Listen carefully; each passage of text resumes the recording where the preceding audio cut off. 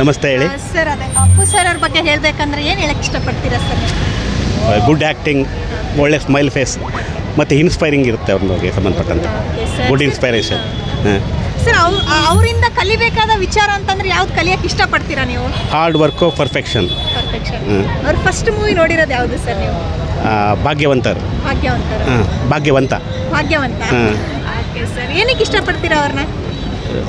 ಚೈಲ್ಡ್ಹುಡ್ಡಿಂದನೂ ಒಳ್ಳೆ ಆ್ಯಕ್ಟಿಂಗ್ ಮಾಡ್ತಿದ್ರು, good acting ಮತ್ತು ಒಳ್ಳೆ ಸ್ಮೈಲ್ ಯಾವಾಗಲೂ, ಮತ್ತು ಒಳ್ಳೆ ಕಲಾವಿದ ಅಂತ.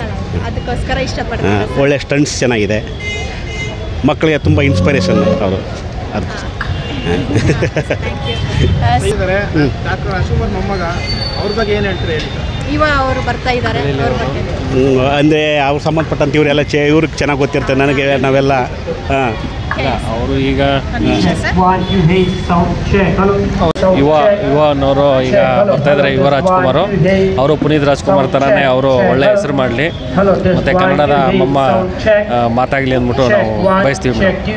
Okay sir. ಅಪ್ಪು ಸರ್ ಬಗ್ಗೆ ಏನು ಹೇಳಕ್ಕೆ ಇಷ್ಟಪಡ್ತೀರಾ? ಅಪ್ಪು ಸರ್ ಎವರ್ಗ್ರೀನ್ ಅವರು, ಯಾವಾಗಲೂ ಸ್ಮೈಲಿಂಗ್ ಪ್ಲೇಸು, ನಮ್ಗೆ ಭಾರಿ ಇಷ್ಟ, ಎಲ್ಲರಿಗೂ ಇಷ್ಟ ಅವರು.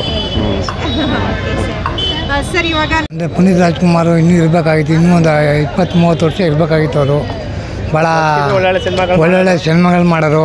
ಆಮೇಲೆ ದೇವ್ರ ಫಿಲಮಲ್ಲಿ ಒಂದು, ಆಮೇಲೆ ಬಡವರು ಬಗ್ಗರಿಗೆಲ್ಲ ಭಾಳ ಒಳ್ಳೇದು ಮಾಡ್ತಾಯಿದ್ರು ಅವರು.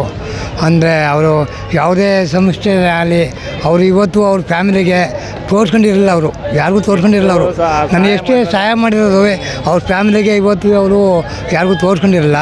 ಇವತ್ತು ನಮಗೆ ಅವ್ರು ಕಂಡ್ರೆ ಅವ್ರ ಫ್ಯಾಮಿಲಿ ಅಂದರೆ ನಮಗೆ ಭಾಳ ಇಷ್ಟ. ಬಲಗೈಲಿ ಗೊತ್ತಾಗಲ್ಲ ಆ ರೀತಿ ಮಾಡಿದ್ದಾರೆ ದೇವರು. ಅವ್ರಿಗೆ ಭಾಳ ಎಲ್ಲೇ ಇರಲಿ ಹುಟ್ಟು ಬರಬೇಕು ಅವರು. ಅಂದರೆ ಅವರು ಸಾಯ್ಬಾರ್ದಾಗಿತ್ತು, ಇನ್ನೂ ಒಂದು 10 ವರ್ಷ 20 ವರ್ಷ ಇರಬೇಕಾಗಿತ್ತು ಅವರು. ಪ್ರಾಣ ನಮಗೆ ಆಯಿತಾ. ಅವ್ರ ಫ್ಯಾಮಿಲಿ ನಮಗೆ ಭಾಳ ಹಿಂಸೆ. ನಮ್ಮ ಸ್ಥಳೀಯರಾಗಿ ನಮ್ಮ ಹುಟ್ಟೂರಾಗಿ ಅವರು ಚಾಮರಾಜನಗರಕ್ಕೆ ಇನ್ನೂ ಅವರು ಒಳ್ಳೆ ಕೆಲಸ ಮಾಡಬೇಕಾಗಿತ್ತು. ಮಾಡೋಕ್ಕೆ ಅವರು ದೇವರು ಅವ್ರಿಗೆ ಉಳ್ಕೊಳ್ಳಿಲ್ಲ.